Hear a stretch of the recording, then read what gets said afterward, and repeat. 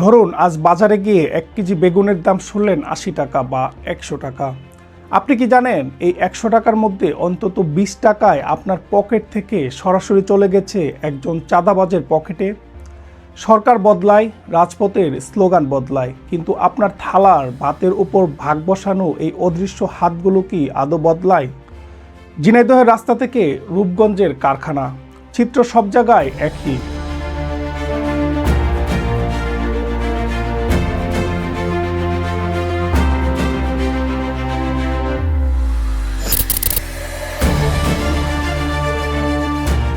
সংবাদপত্রে পাতা খুললেই দেখা যায় কারণ বাজার কিংবা যাত্রাবাড়ি, প্রতিটি ট্রাককে ঘাটে ঘাটে চাঁদা দিতে হয়।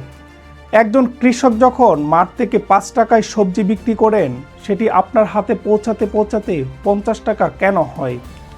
মাঝখানের এই 45 টাকার একটি বিশাল অংশ ব্যয় হয় তথাকথিত লাইনম্যান আর কমিটির পকেটে। ট্রাক ড্রাইভারদের বক্তব্য পরিষ্কার, রাস্তায় চাঁদা না দিলে গাড়ি চলে না।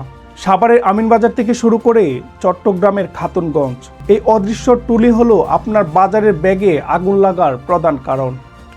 এটি স্রেফ অপরাধ নয়, এটি একটি নীরব দুর্ভিক্ষ তৈরির নীল নকশা।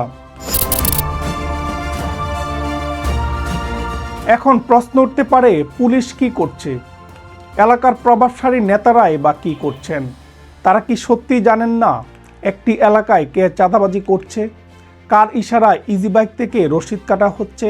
এ তথ্য এলাকার কনস্টেবল থেকে শুরু করে পাতি নেতা সবার নখদর্পণে থাকে। তাহলে কেন বন্ধ হয় না? কারণ এই চাঁদাবাজির টাকা একটি পিরামিড স্টাইলে নিচ থেকে উপরে ওঠে। যখন পুলিশ এবং স্থানীয় রাজনীতির একটি অংশ এই ভাগবাটোয়ারার অংশীদার হয়, তখন আইন হয়ে পড়ে অন্ধ আর প্রশাসন হয়ে পড়ে পঙ্গু। তারা জানে কারা অপরাধী, কিন্তু এই যে শস্যের মধ্যে ভূত। নারায়ণগঞ্জের রূপগঞ্জে 10 লাখ টাকা চাঁদা না দেওয়ায় কারখানায় হামলা চালিয়ে 1,17,00,000 টাকার মালামাল লুট করা হলো। ফেনীতে খুদ মন্ত্রী সাহেবকে হটলাইন চালু করতে হচ্ছে চাঁদাবাজি থামাতে। ঝিনাইদহে এমপি সাহেবকে নিজে রাস্তায় নেমে রসিদ বই জব্দ করতে হচ্ছে।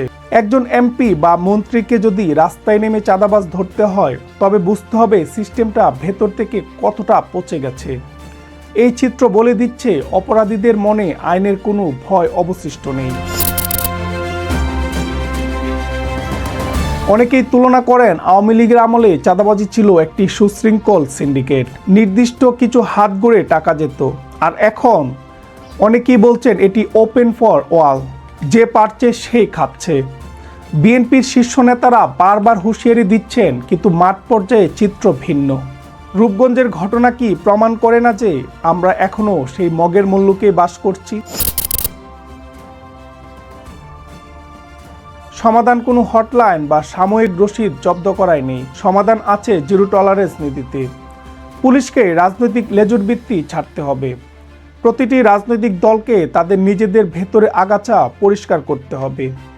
জনগণের ক্ষোভকে অবমূল্যায়ন করবেন না। 2024-এর ছাত্র জনতার অভ্যুত্থান শিখিয়েছে দেওয়ালে পিঠ ঠেকে গেলে সাধারণ মানুষ কতটা ভয়ঙ্কর হতে পারে। আপনার এলাকার বাজারে কি আজও চাঁদা তোলা হয়? আপনার কষ্টের অর্জিত টাকা কি কোনো নেতার পকেটে যাচ্ছে? চুপ থাকবেন না, প্রতিবাদ করুন এবং সিস্টেমকে প্রশ্ন করুন। আপনার নীরবতাই চাঁদাবাজদের সবচেয়ে বড় শক্তি। ফাস্ট টকের সাথে থাকার জন্য ধন্যবাদ। আল্লাহ হাফেজ।